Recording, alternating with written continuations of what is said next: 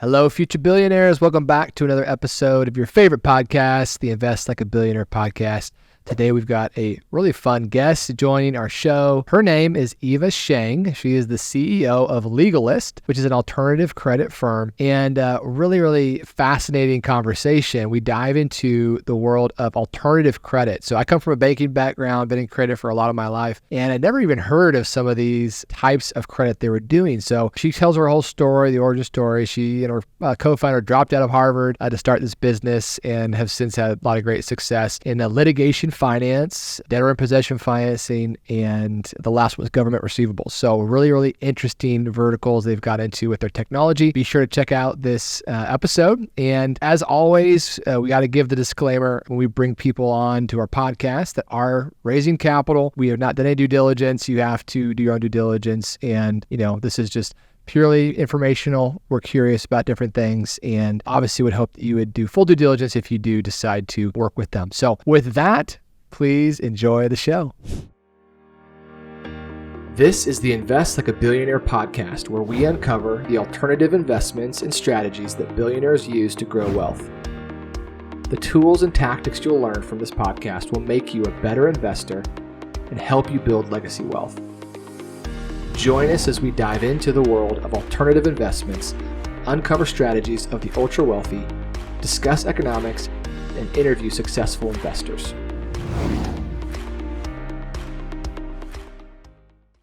Looking for passive investments done for you? With Aspen Funds, we help accredited investors that are looking for higher yields and diversification from the stock market. As a passive investor, we do all the work for you, making sure your money is working hard for you in alternative investments. In fact, our team invests alongside you in every deal, so our interests are aligned. We focus on macro-driven alternative investments so your portfolio is best positioned for this economic environment. Get started and download your free economic report today.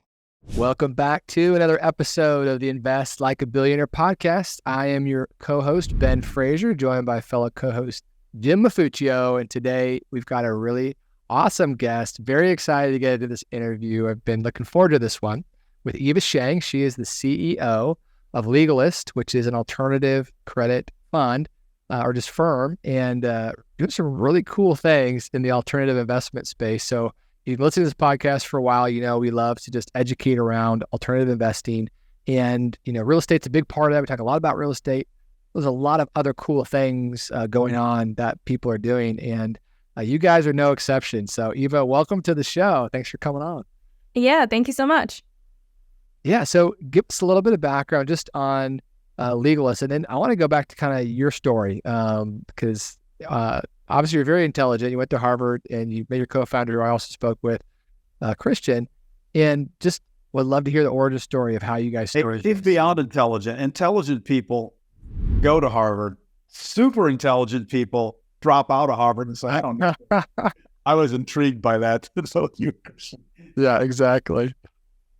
Okay, well, to give you a little bit of background on myself, I am one of the co-founders and the CEO of Legalist. So Christian, my co-founder, and I actually started Legalist when we were undergrads at Harvard. So when I was 20. And the initial incarnation of Legalist was not quite as an alternative credit firm. I mean, it's not exactly the type of idea that two 20-year-olds in a dorm room are like, oh, you know what we should do? We should start an alternative credit firm that invests in litigation finance. So it was a little bit of a circuitous path that led us there. And the initial technology that we developed, what it did was it scraped state and federal court dockets, and it looked for analytics, cases that were about to win, just information that you could glean from these public government records. And our intention was to package it up and to sell it to attorneys. And that was our initial product idea. And off of that idea, I got the Teal Fellowship, which allows you to drop out of school. Legalist got into Y Combinator, which is a Silicon Valley startup accelerator. And that's how we ended up moving out to the West Coast. Now, as soon as we got into Y Combinator, the general counsel at Y Combinator stopped us the very first day. We had just gotten in, and he was like, "I hate your idea." And we were like, "Oh no, we just got here and you already hate our idea." And the reason that he said he hated our original idea is that lawyers hate to pay for things. And if you've ever been billed by a lawyer, you know that they're actually incentivized to not know whether your case is going to be successful, and they're incentivized to stretch it out for as long as possible. And they're also incentivized to be as inefficient as possible. So there are a lot of incentives kind of working against you here. And he said, well, if your technology works so well, and if you can identify cases on a live basis that are primed to be successful, have you heard about this alternative asset class called litigation finance, where you can be an investor and actually take a stake in a litigation, so then you can profit when the case is successful. So you can profit from your knowledge, and that can be your source of alpha. We were like, well, I haven't heard about that, but that seems reasonable. And so we took our technology and then we repackaged it up, and we decided to try and raise a fund. Unfortunately, I don't think anyone told us that it would be extremely challenging for two 20-year-olds with no investment track record to raise a fund. And that began one of the most difficult years of my life, from 2016 to 2017, when we had just this technology and we set out to raise a $10 million investment fund. Eventually, we managed to scrape together the money from mostly, high net worth, family offices here in the Bay Area. And that fund ended up returning over a 2x. So it's one of those really unlikely beginnings, but that catapulted us to raising a $100 million fund, then a $300 million fund, branching out into other strategies like bankruptcy and government receivables lending, all based on this tech platform. And today, Legalist manages around 800 million, and we're about to close on another 200. That'll put us at around the billion of AUM mark. So I'll take a pause there, and then we can dive in anywhere you guys find interesting. That's an exciting ride in such a short time, really, relatively. So congratulations. Thanks. Yeah, I would love to kind of go back to litigation finance, because I think that's kind of where you guys started, and you have other verticals now, but really break down what that means, and, who are the counterparties? Why are they willing to, sounds like sell or take a settlement early, and then they give you the back end if the case wins, right? Break down how that actually works.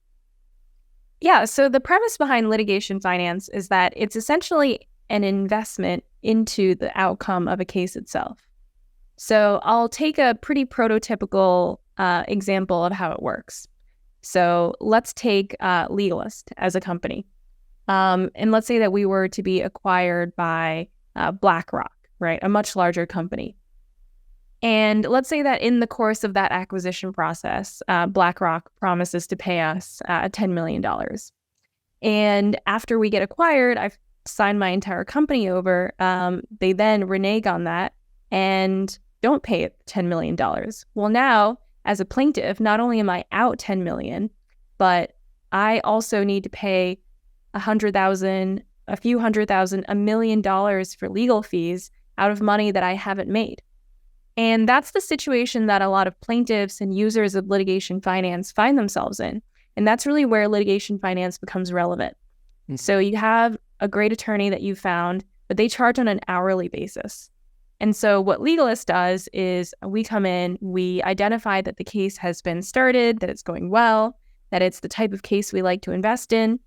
And we reach out to the plaintiff and we say, hey, are you interested in litigation financing? We can cover that $1 million of legal fees. And then if you're successful, if you recover your $10 million, then we'll take a percentage of that. And if you're not successful, then we're just out $1 million, and that's our loss. And that's really the value prop for these companies that we invest with. We funded over 400 litigations to date. We have roughly an 80% success rate. And I think for everyone involved, the lawyers like to get paid, the investors like to get healthy returns, And the claimants really like to not have to be on the hook for the legal fees and to have a third party come in and really tell them whether their case is good or not. So going back to the $10 million case, you're making this commitment. Is it subject to some progress benchmarks along the way, or is it a one-time commitment up front and say, hey, even if you, like, let's say the case looks really good to you on the front end, but then things start to shift. A new piece of information enters the equation, or the counsel is dropping the ball or goes south or whatever. Do you have contractually the right to say, hey, we're cutting our losses? Sorry, guys, we can't go any further with you here. How does that work? So we do. So a case doesn't go straight from filing to trial. There's usually a 2 or 3 year process by which there's discovery conducted. There are motions to dismiss, motion for summary judgment, motions for judgment on the pleadings. And if a case gets knocked out before the full $1 million has been spent by the attorney, well, then obviously we're not on the hook for the additional $400,000, $500,000. Usually, though, we're pretty good at underwriting for cases in the sense that if there's something obviously wrong with it, then it's going to get knocked out. But we don't usually fund cases that have something obviously wrong with them. Well, during discovery, for instance, I mean, you have all kinds of information coming in and depositions and everything. And are you guys privy to that? I mean, do you have somebody sitting in, or are you just kind of taking your side's word for it that, yeah, things are going really great? Or that just seems like, I mean, I'm intrigued by it, but how do you navigate that? Yeah, so we do ask for regular progress updates from the attorneys. We don't scrutinize every piece of discovery. I mean, with hundreds of litigations, that would just be too much. But when we go into a case, there's usually a factual record already pretty well laid out. So we don't go into cases where it's highly speculative. So, we wouldn't fund a case where the plaintiff says, I suspect that someone has stolen from me. That's not enough to substantiate our underwriting. And that's the reason why a lot of cases we fund are halfway through their litigation process already. When you just have a suspicion that something has been kept from you, that's usually not enough to qualify for litigation funding. And it sounds like what you said earlier, that this industry has been around a long time, this kind of transaction and the ability to come in and help, get these cases to the finish line and get a portion of the profits has been around, but you've created technology initially for a different use case, but now you're leveraging that to in your underwriting process. So it sounds like you're able to use technology, scour through all these different records to identify what you think are going to be the highest probability cases to win, and then you can kind of use that as an initial filter. Am I understanding that right? Is that kind of how you're coming into the space with the new edge? That's exactly right. So if you think about if you zoom out and think about what a credit fund does on a macro scale, a credit fund is really good at structuring and underwriting investments that a normal bank wouldn't touch, right? A normal bank would not lend you money against your litigation. That would just be insane. But what a credit fund or a litigation funder can do is we can say, oh, we're really good at underwriting that. We have lawyers that know how to look at cases and decide whether or not to invest. But that's just the underwriting component. The way that most litigation funders are set up is they have a network of relationships. So friends of theirs, people they've known through the years who bring them cases. But that's a very limited set. Whereas what Legalist has not only the ability to assess litigation once it's interested in funding, but we have a bird's eye view of cases as they're ongoing through state and federal court systems, and we can reach out to them proactively and say, congratulations on surviving that motion to dismiss. Now are you interested in litigation funding? And that opens us up to opportunities from lawyers that are way off the beaten path, plaintiffs that are not plugged into the litigation funding scene, don't have well-connected lawyers, but have really meritorious cases. Interesting. So what other factors are you looking at in your underwriting to kind of maintain that probability, on the higher end? You said 80% success rate. Yeah. So when people think about litigation funding and doing it in a data-driven way, they often think of us as being like D. Shaw or like a quant fund, where you can say, oh, this stock is going to go up, and then you can buy it. But with credit, it doesn't quite work like that. So let's say we identify a case that is going really well, where liability is firmly established and it's worth $10 million. If we invest $11 million, well, then we've just lost money, even though the initial tech was correct. Or if we invest $1 million and the case is worth $10 million, but the defendant doesn't have the ability to pay $10 million, well, then that's still not a good investment. So we really break it down into liability. Is the case going to be successful? Damages, if so, for how much? And then collectability. If you do succeed in recovering damages, can you actually collect on those damages? So our tech can do a great job of screening for the first component, but it really can't screen for damages all that well at the higher end. And it can't tell us how much money to invest, and it can't tell us whether the defendant is collectible or not, especially if it's a private company. And so that's really where our team of expert underwriters comes in, and they actually read the contract and say, okay, under what circumstances are they meant to pay you $10 million? And how much money does this business actually make every year? Very interesting. I suppose there's also a, political / reputational motivation for you. I mean, you mentioned BlackRock before, so there's going to be certain companies that are going to be way more inclined to settle, even if maybe the merits aren't as strong as they would be if it were, not that type of a company. And they'll, so you're probably going to get a faster exit from somebody like that has a reputational concern or a political concern. Yeah, that's true. That's one of those individual factors that we try to take into consideration. So one last question on this vertical, but going back to the success rate, what are the quantitative factors that you can assess to determine if the success probabilities are high? Because I would imagine a lot of it comes down to the nuances of the case, or if they hit a certain point, the data shows that, hey, most defendants are going to settle at this point, and that's kind of where we come in. Or what are the other factors you're looking at? Because to me, it seems hard to kind of quantify in a mass way, unless you have in-house lawyers that are reviewing every single case, which you said obviously you can't because of the quantity of deals you're doing. So at the initial screening stage, what our tech does is it looks for roughly 58 different variables. But the ones that interact the most are things like case type, the parties involved and what type of entity they are, and the procedural stage of the case. So I'll give you an example. There are certain types of cases like breach of contract where it's very hard to knock it out on a motion to dismiss. And then there are other types of cases, like cases that are based on statutory matters, where the law is the most important thing, and most of them are knocked out on the motion to dismiss. So there are certain types of cases where we might be comfortable reaching out to them and comfortable that we're not wasting our time underwriting them as soon as they're filed. And then there are other types where we're going to have to wait until they are much more procedurally advanced. And then there are still other types of cases, like patent cases, for instance, where you could have a judgment, and even at the judgment stage, 50% of patent judgments are overturned. And so those we just don't reach out to at any stage. And the interaction between those variables and the statistics on, if you have a case that has this characteristic, this judge, this venue, and is at this stage, how likely it is to be successful is the basis for our initial outreach. Granted, it's not perfect, right? You can have contract cases that look the same, but the plaintiff is absolutely unhinged, and that's something that can't be captured by the tech. And so we would just get rid of that at the underwriting stage. But as a whole, there are 100 million civil court cases filed every single year, and we boil that down to around 500,000 that actually qualify for us to reach out and even say hi.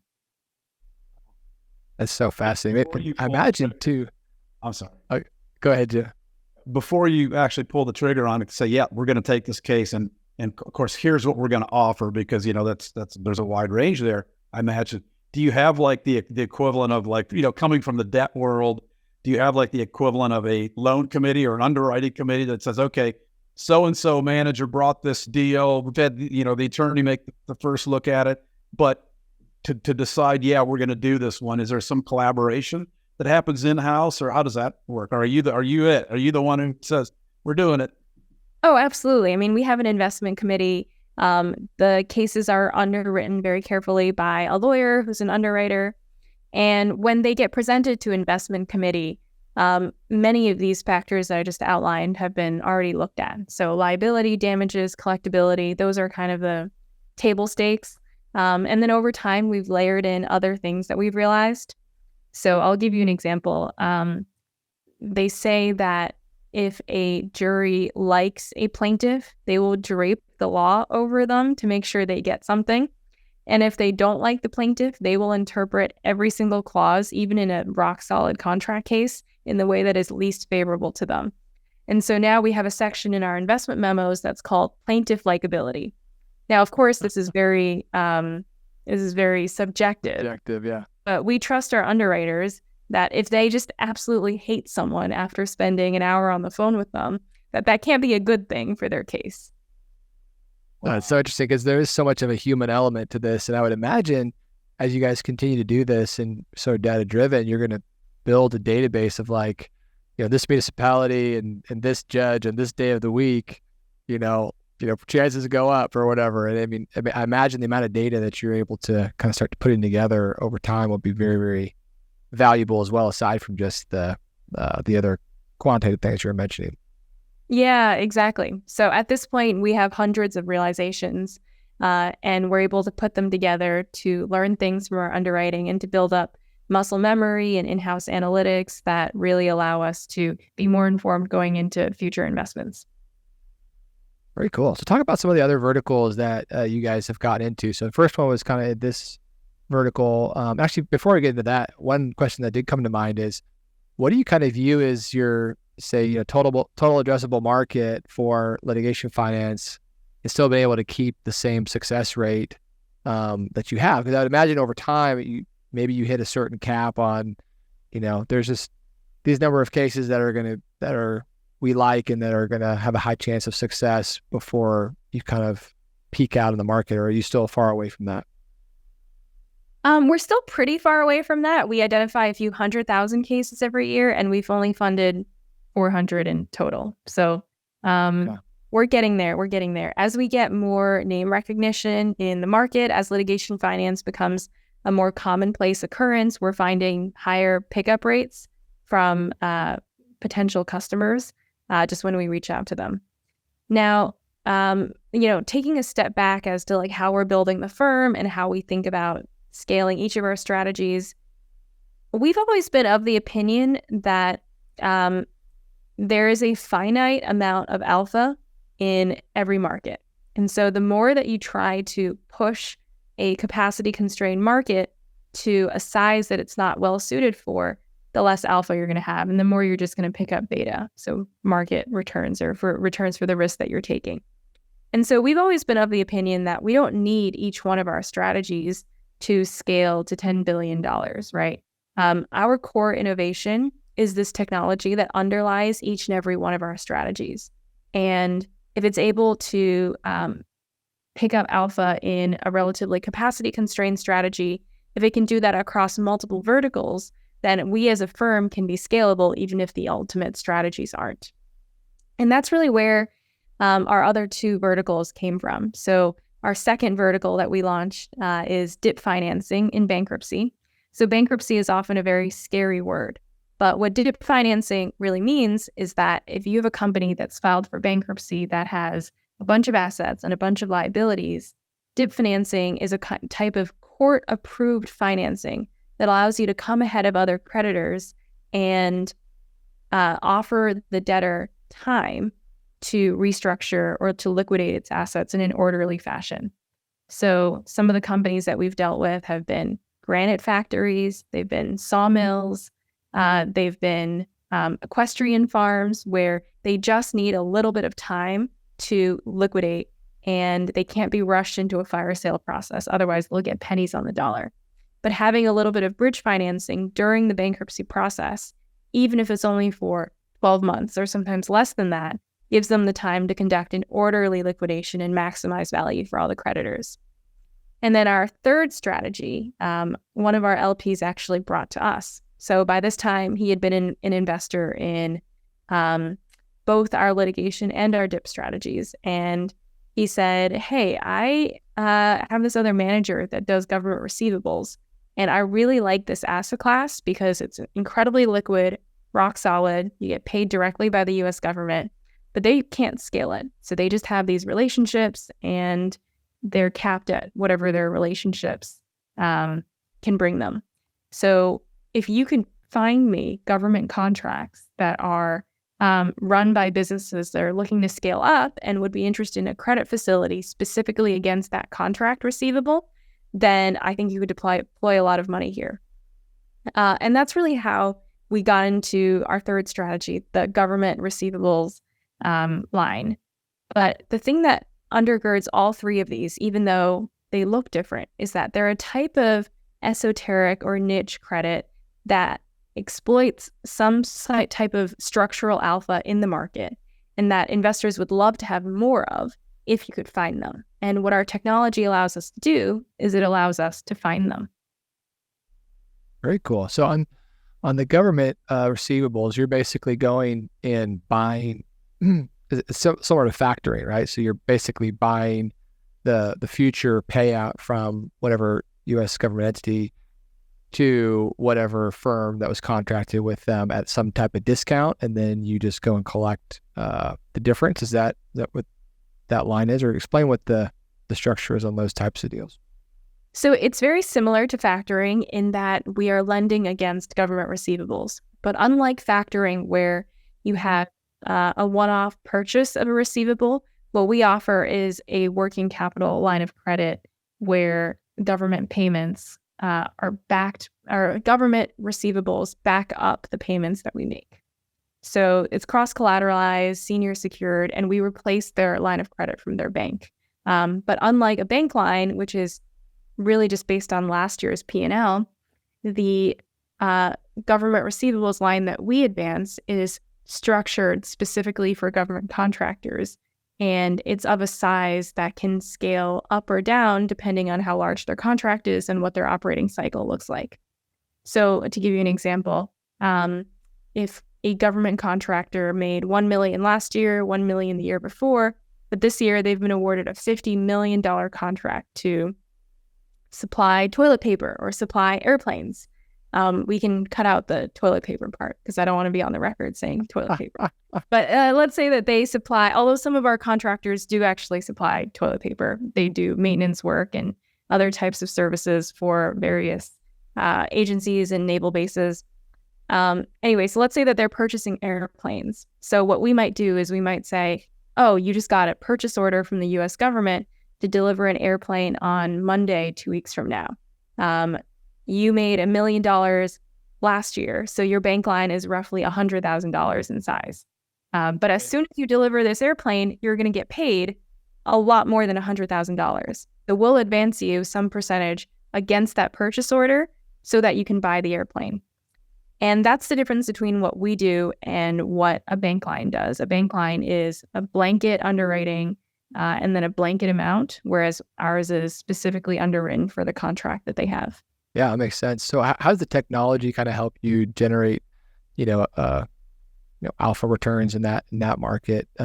Just finding the companies that have the best contracts or certain types of contracts, or just if they're the fact that the banks won't lend purely on the asset or the collateral of the receivable, that gives you just a structural advantage in the marketplace.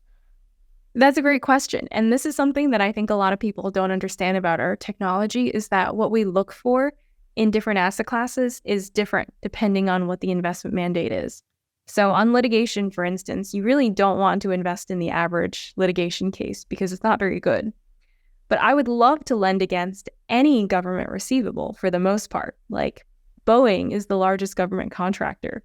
If Boeing would be willing to take a credit line from me, then I would love to give Boeing a credit line. But Boeing does not need a credit line from me.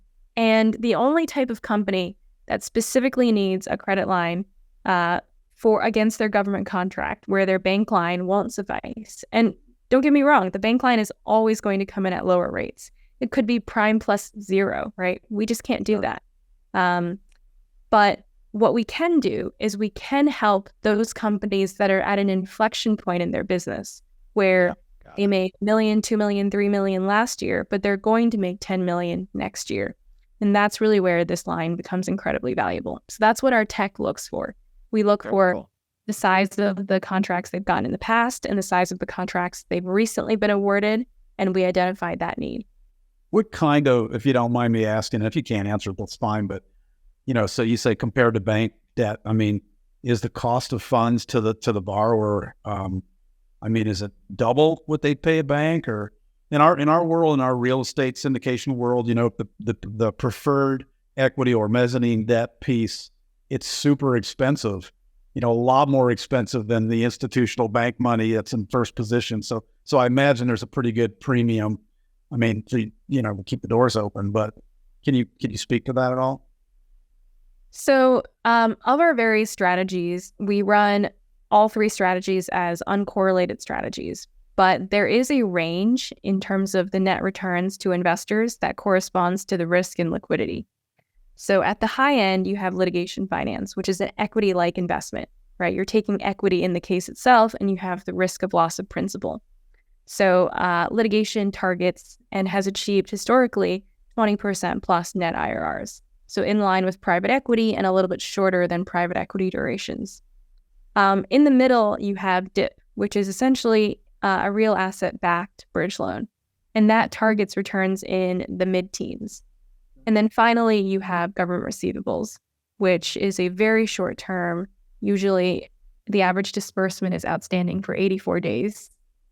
And these are revolving credit facilities. So you're targeting 10 to 12%. So that's really the difference between these three strategies. And of course, the average is only one part of the story. We have loans that are higher priced and loans that are lower priced, but that's what we tell investors our targets are. Very cool. I mean, that sounds pretty reasonable to me. If you're having that inflection type growth and you're going, the example that you gave was like 10 or 12% money for us to be able to actually service the contract and keep growing and moving on. That's reasonable, I think. What do I know about? Yeah, they don't really have any other options at that point, right? It's either take the contract and have life-changing money or don't. So they're probably willing to accept a much higher interest rate. Well, Eva, this has been really, really great conversation. Thanks so much for sharing with us all the things you guys are doing. It's really, really fascinating. So for listeners that are curious, want to learn more about what Legalist is doing, what's the best way for them to kind of reach out and get in your ecosystem, mailing list? I don't know if you have any kind of ebooks or things that people can download to learn more. Yeah, so our website is legalist.com, and we have a contact form on our website, and our investor relations team reads and follows up with every single investor inquiry we get. All right. Awesome. Well, thanks so much for coming on. It was a really great time. All right. Thank you.